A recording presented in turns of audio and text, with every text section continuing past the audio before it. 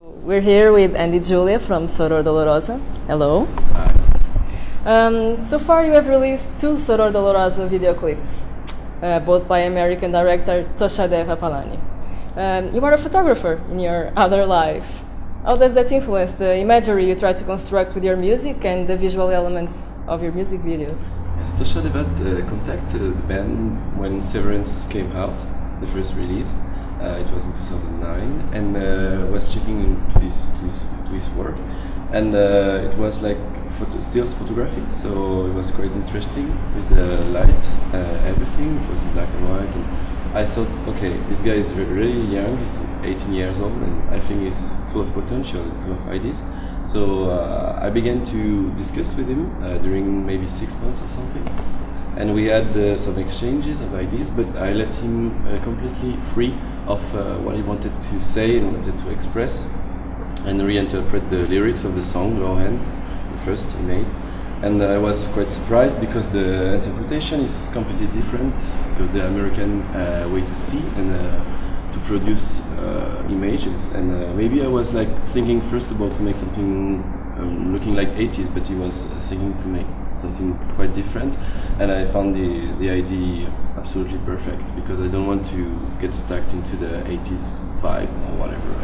I just want to play music and create new images. And so Toshadeva released a perfect work for us, because he just made it with his own ideas, his own culture, and he's coming from Providence, the city of Lovecraft. So that's why his work is always in bathed with something mystical and strange and disturbing. But it's not dark at the end, there is something hidden between every picture. So that's why for Soror Dolorosa is exactly what we want to express, because the dark side of the band is not the whole part. It's a kind of ambitious project speaking about life. So I prefer to say that Toshadeva perfectly understood, and we just exchange his email without saying things precisely. It was just a feeling, and the feeling came. Cool. You come from Paris, a place where you can find a number of great bands. Some of them are your personal friends, like Alceste and Les Discrets. Oui.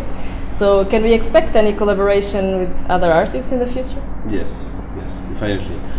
We were speaking with Nietzsche to maybe he would come to make some guitars in the next album of Soror.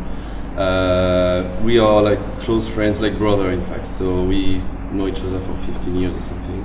So making music together were never the point, because we never made it finally, because maybe I was just too busy with my photography job, and Soror Dolorosa came very important for me and takes a lot of time. So, but I think now we reached a kind of first step of maturity, if we can say that, and we're gonna collaborate together.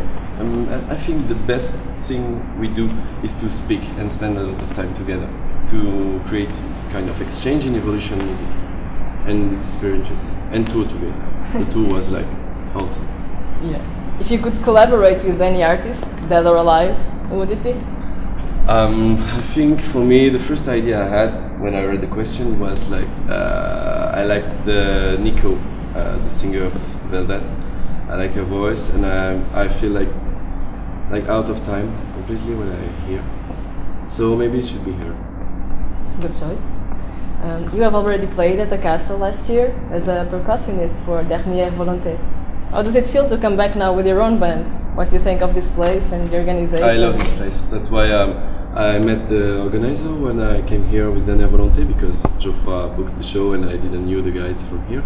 So we had a quick speak, and today we are here to play. So I think there is a kind of interest in between us making music and here making a festival. I think it's the perfect fitting, because the artists have to feel good in coming to a place like this, because here's not a place like the other. It's really something special, something coming from centuries.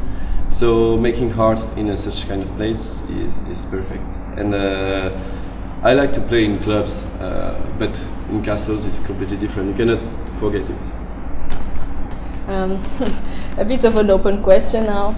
Imagine yourself walking through a strange town and suddenly you hear your own music playing. You decide to follow the sound. Where do you think it would lead you? Where do you hope it would lead you? It's a very hard question because when you make music, I think your state of mind is every day different, and that's why music makes the life better, or maybe worse, but I don't know. Right now, I think it's better. But the perfect fitting for Soror Dolorosa would be a very hard question.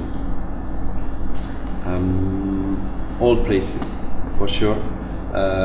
Places that saw the human life came through the years, and the things happen or not happen. Because music is a kind of mark in time, and for me, playing in all places is a kind of connection with this line of time.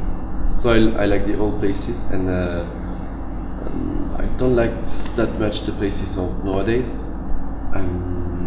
because maybe I'm coming from another time or somewhere else. Sometimes as well, I think, but I'm not sure. Okay. Finally, what song do you want played at your funeral? I think the first song, there should be many, but the first should be the song To the Siren, because this song blew me away completely. I can listen to it for entire days and days and days when I'm in holidays. So I put it somewhere in the room and I let it play into the place, and for me it's a kind of perfect expression of human soul to go away forever. Good choice. Okay, Andy, thank you so much for your time and have a nice concert later. Thank you so much.